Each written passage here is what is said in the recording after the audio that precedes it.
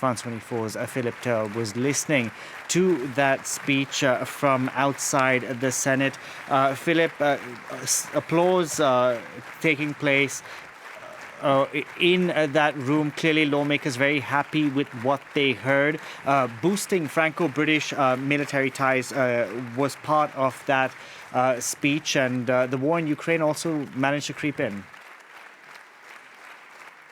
Yes, a reference to the war in Ukraine and the call by King Charles for Ukraine to win that war against what he said was Russian invasion, and the fact that both France and Britain were determined that Ukraine would be victorious as a result of that war.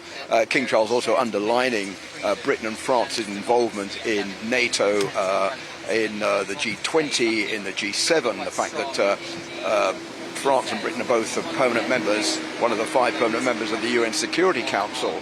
A lot of military cooperation going on between the two countries, but a couple of other very important issues brought up by the King. The fact that both Britain and France need to fight against global warming. He was citing the former French underwater explorer Jacques-Yves Cousteau, saying that we were fighting against nature in previous years. Now we need to defend nature in order to survive ourselves, and that is something that we're coming to terms with in this 21st century, and more needs to be done to protect biodiversity.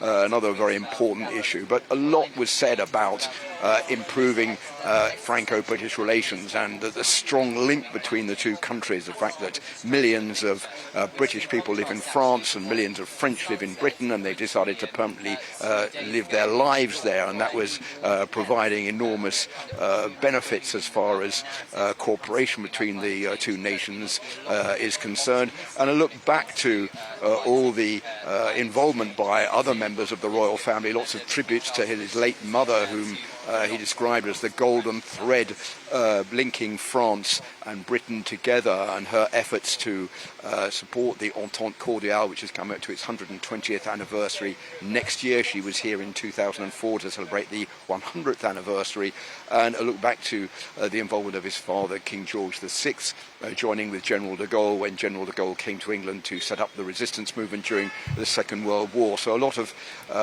anecdotes about the collaboration between Britain and France over the centuries, and a lot of calls for that partnership to continue over the coming years, and underlining the fantastic potential that there lies in both countries to come together to exploit what they both do in common for the common good of everybody in both Britain and in France.